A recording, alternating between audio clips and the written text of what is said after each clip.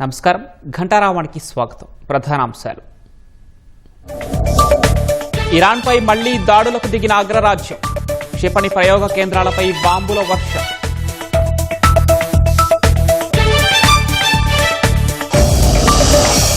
దేశంలో మళ్లీ పెరిగిన సిఎన్జి ధరలు. కిలోపై ₹2 వడ్డన.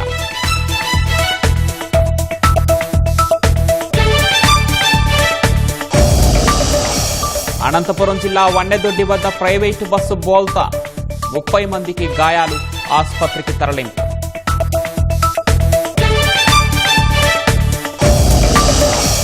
రాష్ట్రంలో పలుచోట్ల ఈదురుగాలుల బీభత్సం. వేర్వేరు ఘటనల్లో 2 దుర్మరణం.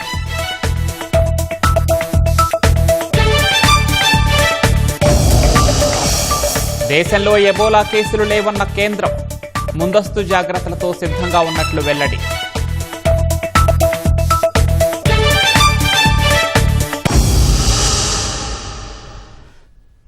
శాంతి చర్చలు సజావుగా జరుగుతున్నాయని చెబుతూనే ఇరాన్పై అమెరికా మళ్లీ దాడులకు దిగింది.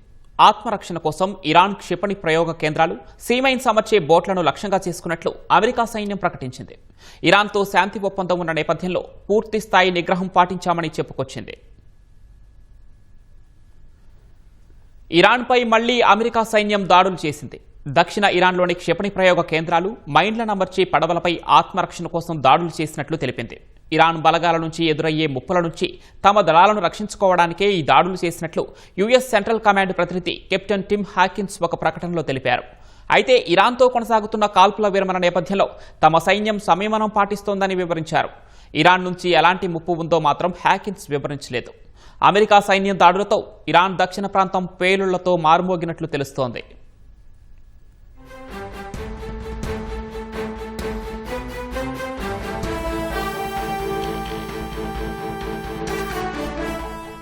స్ట్రైట్ ఆఫ్ హర్ముజ్ పై ఉన్న ఇరాన్ నావిక దళ స్థావరం దక్షిణ ఓడరేవు నగరమైన బందర్ అబ్బాస్ సమీపంలోని ఒక ప్రాంతాన్ని లక్ష్యంగా చేసుకుని దాడులు జరిగాయని కెప్టెన్ హాకిన్స్ తెలిపారు.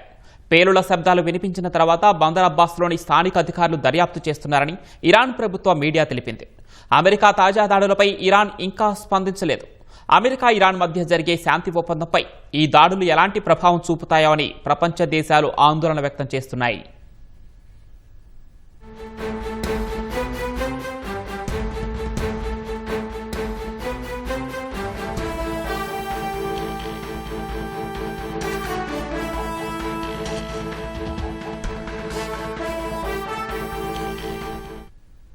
ఇరాన్తో శాంతి ఒప్పందంపై పరోక్ష చర్చల్లో పురోగతి ఉందని అమెరికా అధ్యక్షుడు డొనాల్డ్ ట్రంప్ నిన్ననే పోస్ట్ చేశారు.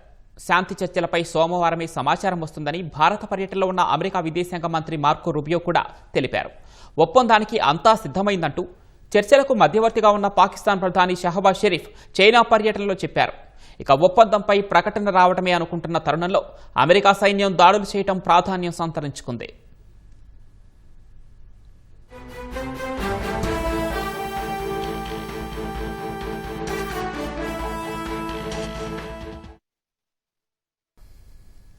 దేశవ్యాప్తంగా కంప్రెస్డ్ న్యాచురల్ గ్యాస్ సిఎన్జి ధరలను చమురు మార్కెటింగ్ సంస్థలు మరోసారి పెంచాయి.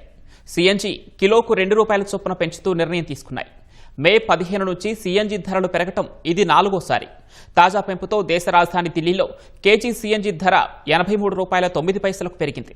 మే 15న కిలోకు ₹2, మే 18న రూపాయి, ఈ నెల 23న రూపాయి చొప్పున సిఎన్జి ధర పెరిగింది. మొత్తంగా గత 11 రోజుల్లో సిఎన్జి ధర కేజీకి ₹6 పెరిగింది. ముడి చమురు, గ్యాస్ సరఫరాకు కీలకమైన హర్ముజ్ జలసంధిలో అంతరాయాలు, ఇరాన్ యుద్ధం నేపథ్యంలో చమురు మార్కెటింగ్ సంస్థలు వరుసగా ధరలు పెంచుతున్నాయి. సిఎన్జి ధరల పెరుగుదల కారణంగా క్యాబ్ ఆపరేటర్లు, ఆటోల నిర్వహణ ఖర్చులు భారీగా పెరగనున్నాయి. లాజిస్టిక్స్ ఖర్చు కూడా పెరుగుతుంది. తద్వారా నిత్యావసర వస్తువుల రిటైల్ ధరలపైన ప్రభావం పడుతుంది.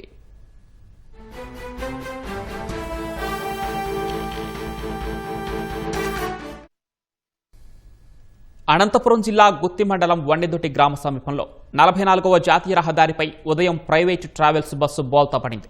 ఈ దుర్ఘటనలో బస్సులో ఉన్న 30 మంది ప్రయాణికులకు తీవ్ర గాయాలయ్యాయి. వారిని చికిత్స నిమిత్తం గుత్తి ప్రభుత్వాసుపత్రికి తరలించారు. వీరిలో 10 మంది పరిస్థితి విషమంగా ఉన్నట్లు సమాచారం. తీవ్ర గాయాలైన వారికి మెరుగైన వైద్యం కోసం అనంతపురం జిల్లా కేంద్రానికి తరలించినట్లు తెలుస్తోంది. హైదరాబాద్ నుంచి అనంతపురానికి బస్సు వెళ్తూ ఉండగా ఎదురుగా వస్తున్న లారీని తప్పించబోయి బస్సు బోల్తా పడినట్లు ప్రయాణికులు తెలిపారు. ఇక బస్సు 3 పల్టీలు కొట్టి పక్కనే ఉన్న పంట పొలాల్లోకి దూసుకువెళ్లినట్లు వివరించారు. ఈ ఘటనపై పోలీసులు దర్యాప్తు చేపట్టారు.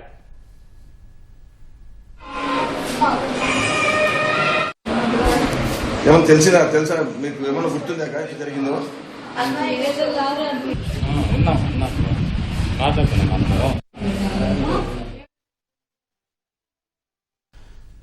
జమ్మూ కాశ్మీర్లోని రాజౌరి జిల్లాలో ఉగ్రముఖల కోసం సైన్యం, పారామిలిటరీ బలగాలు వేట కొనసాగిస్తున్నాయి.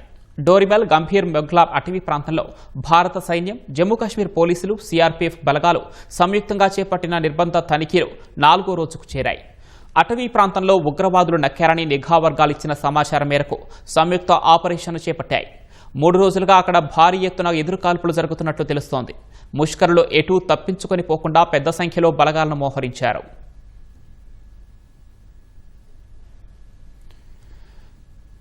దేశంలో ఇప్పటి వరకు ఒక్క ఎబోలా వైరస్ కేసు నమోదు కాలేదని కేంద్ర ఆరోగ్య శాఖ మంత్రి జేపీ నడ్డా స్పష్టం చేశారు. అయినా ముందస్తు జాగ్రత్తలో భాగంగా నిఘా పెట్టడం సహా వైద్య పరీక్షల కిట్లతో యంత్రాంగం సన్నద్ధంగా ఉన్నట్లు తెలిపారు. ఆఫ్రికాలోని పలు దేశాల్లో ఎబోలా వైరస్ తీవ్రమవుతున్న వేళ ఉన్నతాధికారులతో కేంద్ర మంత్రి అత్యున్నత స్థాయి సమావేశం నిర్వహించారు. సంబంధిత శాఖల అధికారులు పూర్తి అప్రమత్తతో ఉండాలని ఆదేశించారు. అంతర్జాతీయ విమానాశ్రయాలు సహా ఇతర ప్రవేశ మార్గాల వద్ద ప్రయాణికుల స్క్రీనింగ్, నిఘా చర్యలను ముమ్మరం చేసినట్లు నడ్డా తెలిపారు. Screening, quarantine, clinical management, lab testing, infection నివారణ పద్ధతులపై ప్రామాణిక మార్గదర్శకాలను అన్ని రాష్ట్రాలు, కేంద్రపాలిత ప్రాంతాలకు జారీ చేసినట్లు పేర్కొన్నారు. అటు directorate general of civil aviation DGCA కూడా విమానయాన సంస్థలకు పలు కీలక సూచనలు చేసింది. విమానాల్లో ప్రయాణికులకు ఎబోలా గురించి ప్రకటనలు చేయాలని ఆదేశించింది. ఎబోలా ప్రభావిత దేశాల నుంచి లేదా ఆయా దేశాల మీదుగా వచ్చే ప్రయాణికుల నుంచి స్వీయ ధృవీకరణ పత్రాలను తప్పనిసరిగా తీసుకోవాలని స్పష్టం చేసింది.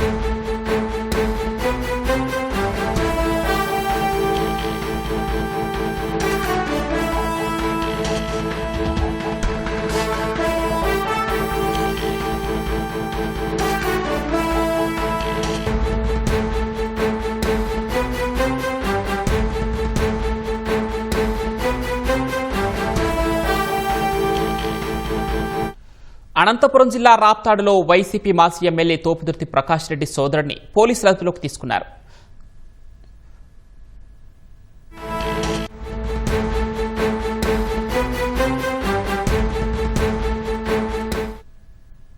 దీనికి సంబంధించి మరింత సమాచారం మా ప్రతినిధి లక్ష్మీప్రసాద్ అడిగి తెలుసుకుందాం. లక్ష్మీప్రసాద్, చెప్పండి, తోపుదుర్తి ప్రకాష్ రెడ్డి సోదరుడిని ఎందుకు అదుపులోకి తీసుకున్నారు?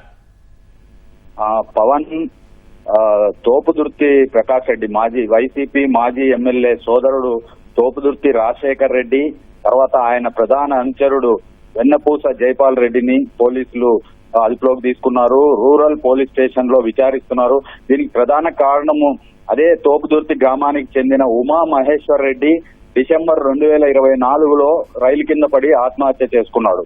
ఈ ఉమా మహేశ్వర్ రెడ్డి తోపుదుర్తి సోదరులకు సంబంధించి సామాజిక మాధ్యమాల్లో పోస్టులు చేశాడు. అంటే వాళ్ళు తోపుదుర్తి ప్రకాష్ రెడ్డి ఎమ్మెల్యేగా ఉన్న సమయంలో ఎలాంటి అరాచకాలు చేశారు, ఊరిని అభివృద్ధి పరచలేదు అన్న ఇట్లాంటి విషయాలు, అనేక విషయాల మీద రోజు సామాజిక మాధ్యమాల్లో పెడుతుండటంతో ఉమా మహేశ్వర్ రెడ్డిని తోపుదుర్తి రాజశేఖర్ రెడ్డి, తర్వాత వెన్నపూస జైపాల్ రెడ్డిలు ఫోన్ లో బెదిరించడం జరిగింది. దీనికి సంబంధించి భయాందోళనకు గురైన ఉమా మహేశ్వర్ రెడ్డి రైలు కింద పడి 2024 డిసెంబర్ లో ఆత్మహత్య చేసుకున్నాడు. దీనికి సంబంధించి రైలు కింద పడిన సందర్భంలో ఉమా మహేశ్వర్ రెడ్డి సెల్ ఫోన్ బాగా ధ్వంసమైంది. దీన్ని అప్పట్లో రైల్వే పోలీసులు ఫోరెన్సిక్ ల్యాబ్ కు పంపించారు. అయితే ఫోరెన్సిక్ ల్యాబ్ లో ఈ సెల్ ఫోన్ లో లోపల ఉన్న భాగాలు ఏవైతే విడి భాగాలు ఉన్నాయో అవన్నీ ధ్వంసం కావడం వల్ల డేటాను బయటికి తీయలేకపోతున్నామని రైల్వే పోలీసులకు అప్పట్లో ఫోరెన్సిక్ ల్యాబ్ నిపుణులు చెప్పడం జరిగింది. అయితే దీన్ని సవాల్గా తీసుకున్న అనంతపురం పోలీసులు ఈ మొబైల్ ఫోన్ ను ముంబై ఫోరెన్సిక్ ల్యాబ్ కు పంపడంతో పాటు ఆ సెల్ ఫోన్ సంబంధించిన కంపెనీ విడి భాగాలను కంపెనీ నుంచి తెప్పించి ఆ విడి భాగాలను సెల్ ఫోన్ లో ధ్వంసమైన సెల్ ఫోన్ లో విడి భాగాలను మార్చి ఆ డేటా ఏదైతే డేటా స్టోర్ అయి ఉందో దాంట్లో మొత్తం ఆడియో వీడియో డేటాను మొత్తము ఫోరెన్సిక్ ల్యాబ్ లో వెలికి తీయించడం జరిగింది. ఈ ఆడియో వీడియో డేటా ఆధారంగా శాస్త్రీయంగా మొత్తము డేటాను బయటికి తీసి దాని ఆధారంగా పోలీసులు ఖచ్చితంగా ఉమా మహేశ్వర్ రెడ్డి ఆత్మహత్యకు తోపుదుర్తి రాజశేఖర్ రెడ్డి, వెన్నపూస జైపాల్ రెడ్డిలే కారణమని, వాళ్ళు బెదిరించడం వల్లనే ఆత్మహత్య చేసుకున్నాడని పోలీసులు శాస్త్రీయంగా నిర్ధారించారు. దీంతో ఇవాళ ఉదయం రాజశేఖర్ రెడ్డిని, జైపాల్ రెడ్డిని పోలీసులు అదుపులోకి తీసుకున్నారు. వెన్నపూస జైపాల్ రెడ్డి కడపలో ఉండగా కడపలో అరెస్ట్ చేసి కొద్దిసేపటి క్రితమే అనంతపురం రూరల్ పోలీస్ స్టేషన్ కు తీసుకొచ్చారు. తోపుదుర్తి రాజశేఖర్ రెడ్డిని కూడా ఇవాళ ఉదయమే పోలీసులు అదుపులోకి తీసుకున్నారు. ఇద్దరిని రూరల్ పోలీస్ స్టేషన్ లో, అనంతపురం రూరల్ పోలీస్ స్టేషన్ లో ఇద్దరిని విచారిస్తున్నారు. ఈ ఏవైతే ఉమామహేశ్వర్ రెడ్డి సెల్ ఫోన్ ద్వారా బయటికి వచ్చిన ఆడియో వీడియో ఆధారాలను కూడా వాళ్ళకి చూపించి ఎందుకు ఇట్లా బెదిరించాల్సి వచ్చింది, సామాజిక మాధ్యమాల్లో పెట్టినంత మాత్రాన ఎందుకు ఇంత చచ్చిపోయి ఆత్మహత్య చేసుకునేంత వరకు బెదిరింపులు ఎందుకు చేశారన్నదో కూడా ప్రశ్నిస్తున్నారు. అయితే మరొక గంటలో వీళ్ళిద్దరిని రిమాండ్ కు తరలించే అవకాశం ఉన్నట్లు తెలుస్తా ఉంది. పవన్, రైట్, ధన్యవాదాలు లక్ష్మీప్రసాద్.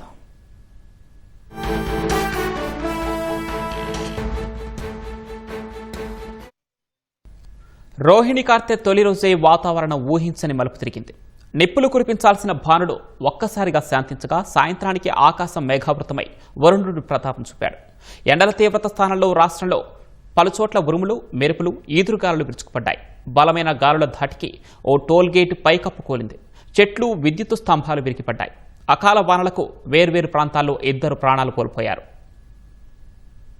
రాష్ట్రంలో పలుచోట్ల ఈదురుగాలులతో కూడిన వానలు బీభత్సం సృష్టించాయి. ప్రకాశం జిల్లా మొండ్లమూరు మండలం పోలవరం శివారులోని పొలాల్లో అగ్ని ప్రమాదానికి గురై వృద్ధుడు సజీవ దహనమయ్యారు. మొక్కజొన్న వ్యర్థాలను తగలబెట్టే క్రమంలో ఈదురుగాలులకు మంటలు చెలరేగి చుట్టుముట్టడంతో వల్లెపు వెంకటేశ్వర్లు సజీవ దహనమయ్యారు. పోలీసులు, రెవెన్యూ సిబ్బంది ఘటనా స్థలానికి చేరుకుని పరిశీలించారు. మార్కాపురం జిల్లా త్రిపురాంతకం మండలంలో ఈదురుగాలులు విరుచుకుపడ్డాయి. బలమైన గాలులకు మేడిపిలోని టోల్ ప్లాజా పైకప్పు కూలింది. ఆ సమయంలో వాహనాల రాకపోకలు లేకపోవడంతో ప్రమాదం తప్పింది. ఎర్రగొండపాలెంలో వడగండ్ల వాన కురిసింది. సుమారు గంటసేపు ఈదురుగాలులు వణికించాయి. పట్టణంలో దాదాపు 10 విద్యుత్ స్తంభాలు విరిగిపడ్డాయి. చెట్లు నేల కురిగాయి. అధికారులు అప్రమత్తమై ముందుగానే విద్యుత్ సరఫరా నిలిపేశారు.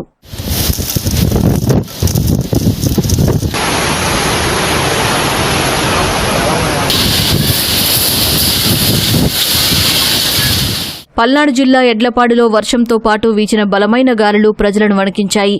బోయపాలెంలో పిడుగుపాటుకు షేక్ దాదమ్మ అనే వృద్ధుడు మృతి చెందారు. ఎడ్లపాడు, బోయపాలెం, మైదవోలులో 20 వరకు విద్యుత్ స్తంభాలు విరిగిపడ్డాయి. ఎడ్లపాడు బోయ కాలనీలో 4 ఇళ్లపై రేకులు ఎగిరిపోయి దూరంగా పడ్డాయి. ఇళ్లలోని సామగ్రి చెల్లాచెదురయ్యాయి. ప్రమాదంలో 3 గాయపడ్డారు. తీవ్రంగా గాయపడిన పల్లపు పింకీ అనే మహిళను ఆస్పత్రికి తరలించారు. మైదువోలులో 2 ఇళ్ల రేకులు ఎగిరిపోయాయి. ఇళ్లలోని వారు భయంతో బయటకు పరుగులు తీశారు. గురజాల, దాచేపల్లి, పిడుగురాళ్ల, మాచవరంలో ఈదురుగాలులతో వాన కురిసింది. వర్షంతో ఎండ తీవ్రత నుంచి ఉపశమనం లభించిందని స్థానికులు అభిప్రాయపడ్డారు. ఎన్టీఆర్ జిల్లా మైలవరం పరిసర ప్రాంతాల్లో వీచిన భారీ ఈదురుగాలుల ప్రభావంతో పలు ప్రాంతాల్లో చెట్లు, హోర్డింగ్స్ రోడ్లపై కూలాయి. మైలవరం జాతీయ రహదారిపై భారీ సైనేజ్ బోర్డు రోడ్డుకు అడ్డంగా పడ్డంతో ట్రాఫిక్ తీవ్ర అంతరాయం ఏర్పడింది. పోలీస్ సిబ్బంది, స్థానిక ప్రజల సహకారంతో టన్నుల కొద్దీ బరువున్న భారీ హోర్డింగ్ను రహదారి పక్కకు తొలగించారు. ట్రాఫిక్ను క్రమబద్దీకరించి వాహనదారులకు ఇబ్బందులు లేకుండా చర్యలు చేపట్టారు. మండలంలోని చంద్రగూడెంలో ఈదురుగాలులకు మామిడి కొనుగోలు కేంద్రం షెడ్లు నెలకొరిగాయి. కార్మికులు ప్రాణభయంతో పరుగులు పెట్టారు. అల్లూరు జిల్లాలో పాడేరు, హుకుంపేట, డుమ్రిగూడ మండలాల్లో ఈదురుగాలులతో కూడిన వర్షానికి లోతట్టు ప్రాంతాలు జలమయమయ్యాయి. పెచ్చులు ఊడిపోతున్నాయి. గోడల మధ్యలో చెట్లు మొలుస్తున్నాయి. పిల్లర్లు పాడై ఇనుప చువ్వలు బయటకు దర్శనమిస్తున్నాయి. ఇది కాకినాడలోని డైరీ ఫామ్ కూడలి సమీపంలోని రాజీవ్ గృహకల్ప సముదాయాల పరిస్థితి.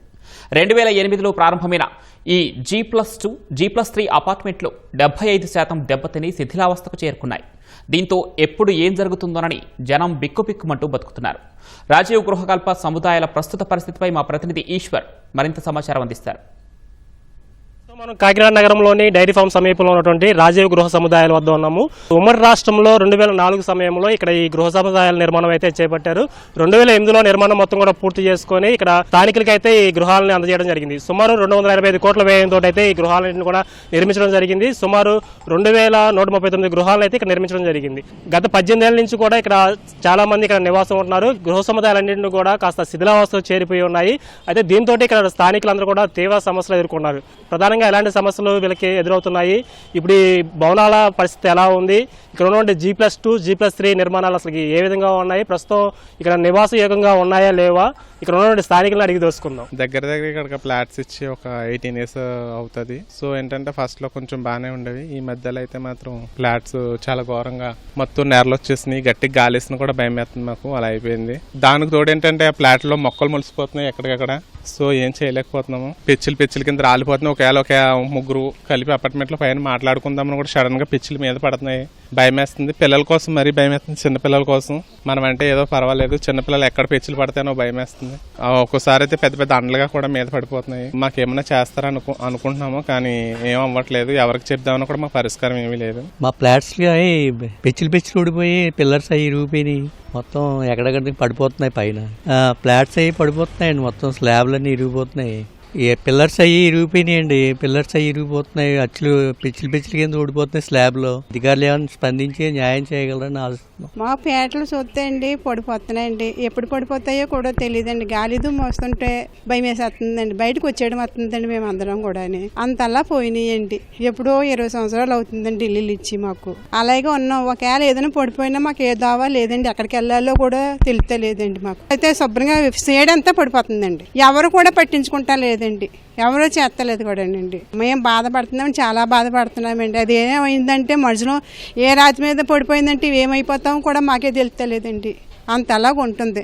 మరి ఇల్లు సంగతి కూడా చూడాలి కదండి మాకు. అది పట్టించుకోకపోతే ఎలాగండి మాకు. మరి ఇవి అపార్ట్మెంట్లు ఎప్పటి నుంచో కంప్లైంట్ చేశాం కానీ ఎవరో పట్టించుకోలేదు.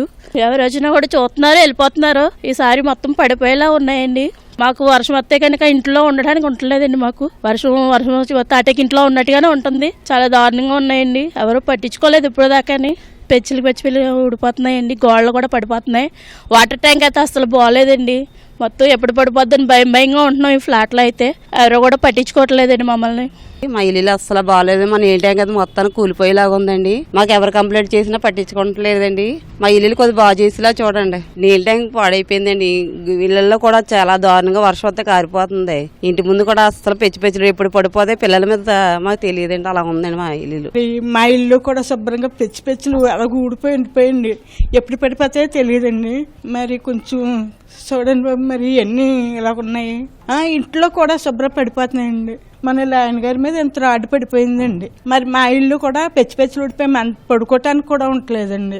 మరి ఎంత దారుణంగా ఉందండి. మరి ఎవరు వచ్చినా పట్టించుకోవట్లేదు. వర్షానికి కారిపోతున్నాయండి మంచం మీద. ఇంకా పడుకోవటానికి కూడా ఉండలేదండి. బాత్రూమ్కి కూడా శుభ్రంగా పడిపోయి బాత్రూమ్ అంతా కారిపోతుందండి. మా ఇంట్లో కూడా పడిపోయేలాగానే ఉన్నాయండి. మా ఆయన గారు బయట మంచం మీద ఉన్నారు 8 సంవత్సరాల నుంచి. మేము భయంగా ఉన్నాం. స్లాబ్ కూడా కారిపోతుందండి. పెచ్చులు పడిపోతున్నాయండి. వంటగది అంతా పడిపోయిందండి. బేటలు తీసేయండి. అధికారులు ఎవరు రాలేదండి. ఇక్కడికి ఎవరు రావట్లేదు. ఎప్పుడు పడిపోతాయో మాకు తెలియకోకుండా ఉన్నామండి. మాకు ఎవరు ఏం చేయట్లేదు. పడిపోయాయని చెప్పినా ఎవరో చేయట్లేదండి. నేను దుమ్ములపేట అపార్ట్మెంట్లో ఉంటున్నామండి. చిన్న పిల్లలతో ఉంటున్నామండి. మా పరిస్థితి ఎవరు పరిస్థితిలేదండి. మా ఎప్పుడు కూలిపోతాయి భయంగా ఉంటున్నాయండి. ఇది మొత్తంగా కూడా 2008 నుంచి ప్రారంభమైనటువంటి గృహ సముదాయాలన్నీ కూడా ప్రస్తుతం అయితే 75% అయితే శిథిలావస్థకు చేరుకున్నాయి. పిల్లర్స్ పడిపోయే అవకాశం ఉందని చెప్పి కూడా ఇక్కడ స్థానికులు అయితే భయాందోళనకు గురవుతున్నారు. ఉన్న పలంగా అధికారులు స్పందించి ఇక్కడ ఉన్నటువంటి ఈ బిల్డింగ్లకి మరమ్మతులు చేపట్టాలని చెప్పి అయితే స్థానికులు కోరుతున్నారు. ఇది ఇక్కడ ఉన్న తాజా సమాచారం. కెమెరామెన్ రాజశేఖర్తో ఈశ్వర్, ఈటీవీ న్యూస్, కాకినాడ. కడప జిల్లా చాపాడు మండలం నాగులపల్లె సమీపంలో రాయలసీమ థర్మల్ విద్యుత్ ప్రాజెక్టుకు నీటిని సరఫరా చేసే పైప్ లైన్ లీకేజ్ అయింది. పెద్ద ఎత్తున నీరు వృధా అవుతూ పరిసరాల్లోని పొలాలకు చేరుతుంది. కందిమల్లాయపల్లి సమీపంలోని బ్రహ్మం సాగర్ జలాశయం నుంచి థర్మల్ ప్రాజెక్టుకు నీటి సరఫరా జరుగుతోంది. వేసవి నేపథ్యంలో థర్మల్ ప్రాజెక్టులో పెద్ద ఎత్తున విద్యుత్ ఉత్పత్తి చేస్తున్నారు. దీంతో నీటి అవసరం ఎక్కువగా ఉండగా పైప్ లైన్ లీకేజీ సమస్యగా మారింది. 2 రోజుల్లో మరమ్మతులు చేపట్టి లీకేజీని నివారిస్తామని అధికారులు తెలిపారు.